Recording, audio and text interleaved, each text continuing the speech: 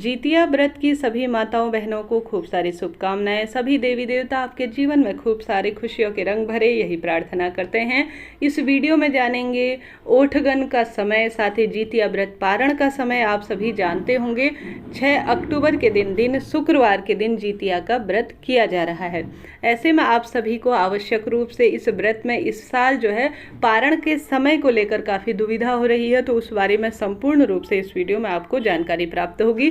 साथ ही कथा का भी श्रवण करेंगे। देर न करते हुए आरंभ करते हैं। जितिया व्रत 6 अक्टूबर को सुबह 4:30 से जो है ओठगन के बाद व्रत प्रारंभ हो जाएगा। जैसे कि ओठगन यानी आप सभी ब्रह्म मुहूर्त से पहले ही कुछ खा पी लें, जिससे कि आप पूरे दिन भर अन्न और जल का त्याग किया जाता है। व्रत को जो है ओठगन से आप सभी आरंभ कर लें। जितिया व्रत पारण का समय भी बहुत महत्वपूर्ण है। जैसा कि कई भक्तजन जो ओठगन है वह नहीं भी करते हैं, अपनी क्षमता सामर्थ्य अनुसार व्रत करते हैं। कई भक्तजन अलग क्षेत्र के अनुसार ओठगन भी जरूर से करते हैं, तो मैंने समय आप सभी को बता दिया। इसके साथ साथ आप सभी इस बात का भी ध्यान रखें कि पारण का समय आवश्यक रूप से महत्वपूर्ण रखता है।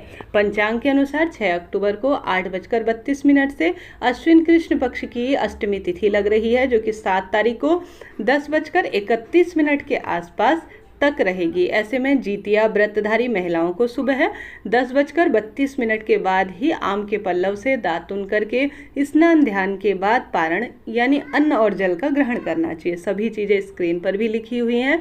समय का ध्यान रखें, उसके बाद ही अपने व्रत का पारण करें। देखिए, व्रत करना जितना महत्वपूर्ण है उतना ही पारण करना भी जरूर से महत्वपूर्ण है। आप अन्न जल का जो है पूर्ण रूप से इसके बाद ही सेवन करें। व्रती को सर्वप्रथम गुनगुने दूध में घी मिलाकर सेवन करना चाहिए, ताकि शरीर पर कोई बुरा प्रभाव न पड़े और गला इत्यादि भी खराब ना हो।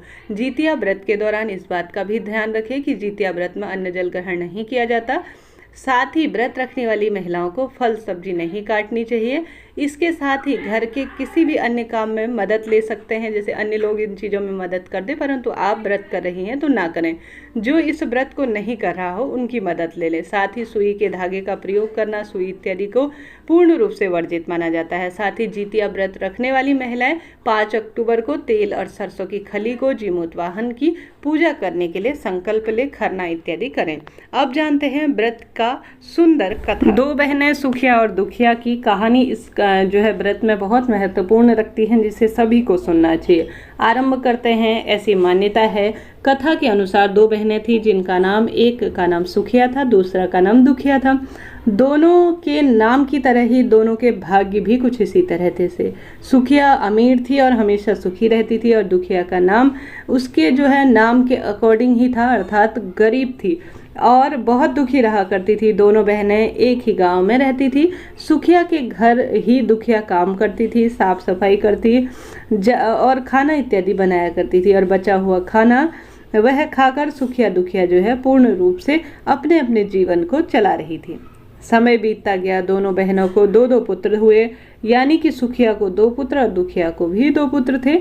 जब जितिया का व्रत आया तो हमेशा की तरह दोनों बहनें जितिया व्रत रखने लगी। सुखिया के घर में काम करती दुखिया बेचारी, और व्रत के दिन दुखिया ने सुखिया के घर जो चावल, फटका हुआ चावल था, अर्थात चावल को साफ करना, उसमें खुर्दी निकाली। खुर्दी निकली तो अपने पास रखा और साफ चावल सुखिया को दे दिया। फिर उसने साग को चुना, पत्तियों की जो डंठल वाली होती है, फिर भी बढ़िया वाला साग सुखिया को दे दिया और बची हुई डंठल अपने पास रख ली। उसे अपने घर पर रख लिया। अब दोनों सुखिया और दुखिया ने सुखिया के घर खाना बनाया। अपने घर चावल की खुर्दी और डंठल की साग को लेकर आकर उसी चावल की खुर्दी और साग के डंठल से खाना बनाकर बच्चों को खिलाई और खुद भी खाया। इसके बाद दुखिया सोने के लिए चली गई। आधी रात में एक बूढ़ी औरत उसके घर पर दरवाज़ा खटखटाती हुई कहती है, दुखिया से पूछा, आप कौन हैं? तो उस बूढ़ी औरत ने कहा, बेटा, हम दुखिया ने दरवाज़ा खोला और कहा, माँ आपको क्या चाहिए?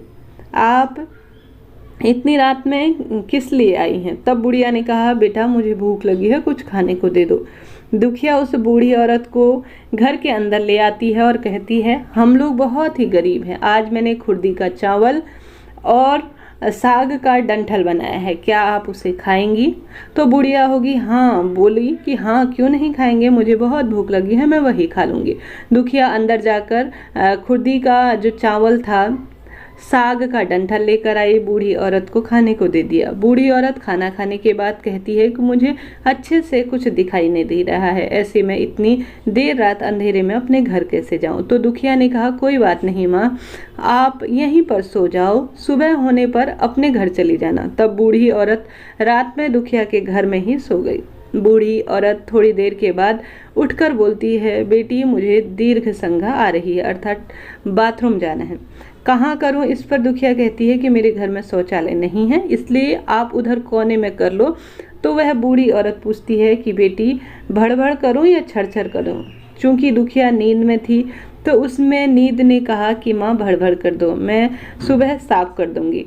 इसके थोड़ी देर बाद बूढ़ी औरत कहती है, बेटी मैं आपके अपने हाथ कहाँ साफ करूं? इस पर दुखिया कहती है कि आप मेरे सर पर अपने हाथ को साफ कर लो। सुबह होने पर दुखिया जब उठती है तो वह सब सपने के जैसा उसे लगता है। वह सोचती है कि सोते समय मुझ पर कोई जैसे सपना आया हो। इतना ही सोचकर वह नदी में नहाने के लिए चली जाती है और वह जब नदी में बाल धोकर नहाती है तो उसके बालों से होता हुआ जो पानी बहता है वह सोने के पानी के समान हो जाता है। आसपास की सारी महिलाएं यह देखकर आश्चर्यचकित हो जाती हैं और दुखिया से कहती है, क्या बात है, तुम्हारे बालों में से तो सोना गिर रहा है। उस सभी की बातों को सुनकर सारी रात की बात उसे याद आ गई और दौड़कर अपने घर की ओर भागती है, यह सोचकर कि उसका घर बूढ़ी औरत की दीर्घ संज्ञा से गंदा हुआ होगा, पहले उसको साफ करना है। लेकिन जब वह अपने घर जाती है तो देखती है कि घर के हर कोने में ढेर सारा सोना, धन, संपदा इत्यादि बिखरा पड़ा है। यह सब देखकर दुखिया बहुत खुश हो जाती है और सोचती है कि यह सब मान बाबा अर्थात जीमूत वाहन देवता की कृपा से हुआ है, जो कि मेरे घर बूढ़ी माँ के स्वरूप में आए और मुझे इतना सारा आशीर्वाद दिया।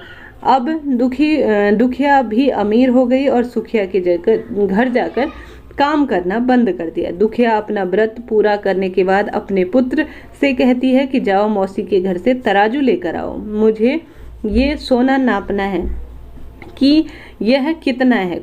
बच्चा खुशी खुशी सुखिया मौसी के घर जाकर तराजू मांगता है। इस पर सुखिया पूछती है कि तराजू में क्या मापना है। बच्चा भोला होने के कारण बताता है कि मेरे घर में बहुत सारा सोना है, माँ ने कहा है कि उसी को नापना है।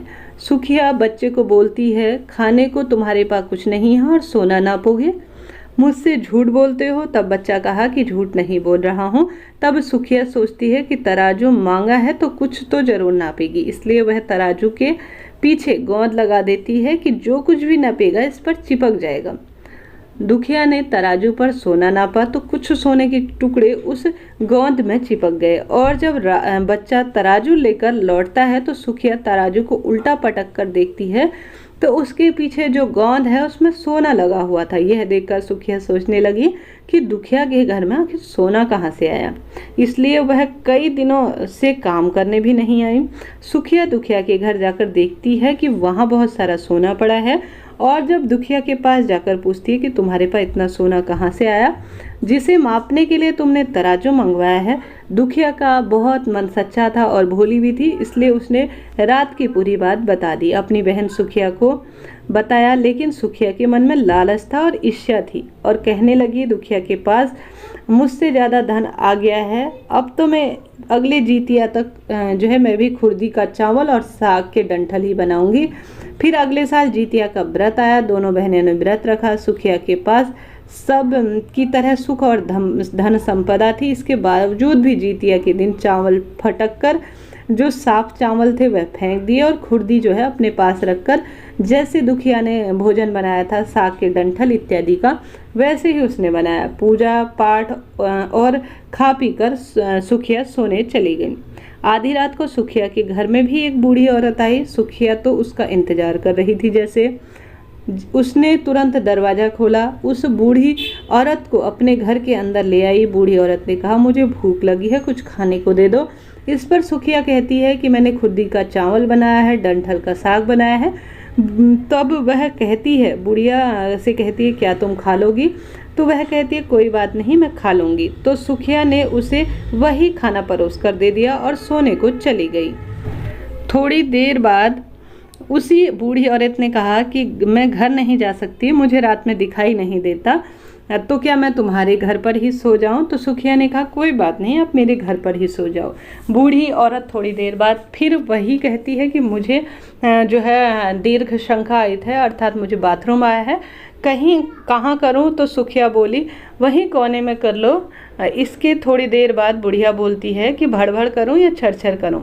यहाँ सुखिया को याद आता है कि दुखिया ने बताया था कि सुखिया को बोलना कि छरछर कर दीजिए। बुढ़िया ने फिर कहा कि बेटी मैं हाथ साफ कहाँ करूं? इस पर सुखिया ने कहा कि मेरे सर पर साफ कर दो। तब वो बूढ़ी औरत मैं सुखिया के सर पर अपना हाथ फेरा।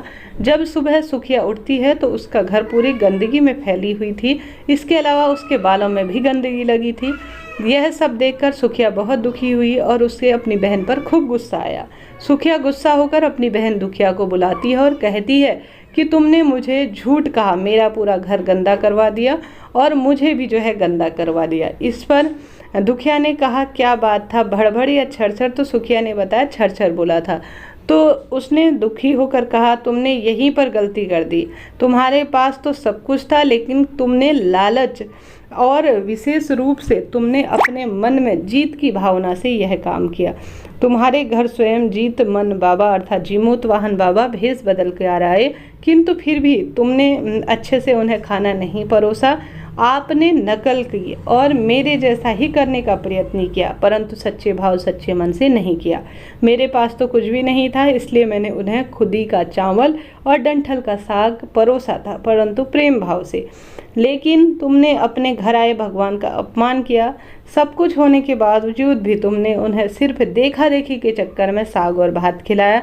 तुम्हारे पास सब कुछ हो जाने के कारण भी तुमने लालच ईर्ष्या की भावना से यह कार्य किया, इसलिए तुम्हारे पास जो है विशेष रूप से कुछ भी प्राप्त नहीं हुआ, बस तुमने ऊंचे कद की भावना को दिखाते हुए लालच किया। इस तरह से यह कहानी थी। जीमूत वाहन बाबा की सच्ची कहानी पढ़ने के लिए और दो बहनों की कहानी पढ़ने के लिए आपका लाख लाख धन्यवाद। आपको नमस्कार, प्रणाम।